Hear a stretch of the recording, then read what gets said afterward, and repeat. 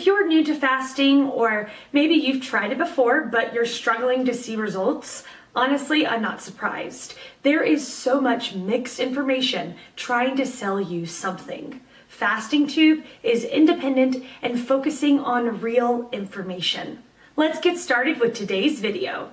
The question, what are the effects of fasting on stress hormones? The endocrine response to fasting is pretty fascinating and really challenges the traditional idea that glucocorticoids are simply stress hormones.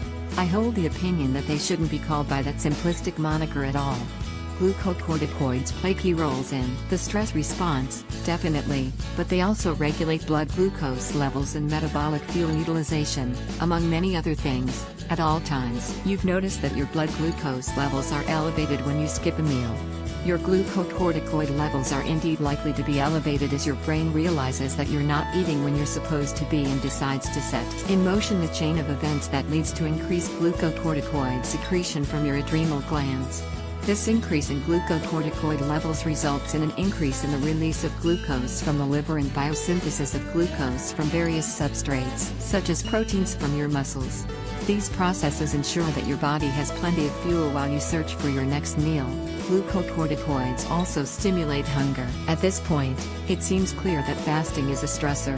However, this interpretation is confounded by the fact that your body is trained to expect meals at certain times.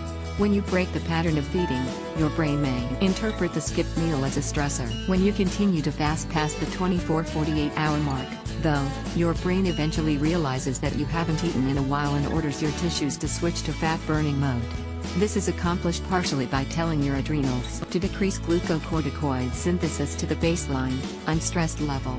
Your body has little choice in the matter because, at this point, you've run out of stored glucose upon which to utilize for energy, and you really don't want to break down your muscles to convert to glucose because you'll need muscles to get food. Also, most people have enough fat to survive without food for a few weeks, at least, so it makes sense to burn the abundant fuel, fat, while conserving functional tissues. Because glucocorticoids mediate glucose metabolism, as I've mentioned above, low glucocorticoid levels aid in the switch to fat metabolism during long-term fasting. It is also at this point that most people who are fasting experience the disappearance of hunger. So does that mean fasting isn't a stressor, contrary to the evidence seen at the beginning of the fast? A prototypical chronic, long-term, stressor leads to chronically elevated glucocorticoid levels, so fasting doesn't fit the paradigm as a chronic stressor. On the other hand, there are many examples of chronic stressors that lead to decreased adrenal activity. But this is where my mini rant at the beginning of this answer kicks in. These pieces of evidence fit nicely when we consider glucocorticoids as metabolic hormones with wide-reaching effects rather than as stress hormones that react only to stressful situations. Further evidence, as your body starts to run out of fat to burn, which is the end of fasting and the beginning of starvation, your glucocorticoid levels will begin to rise again.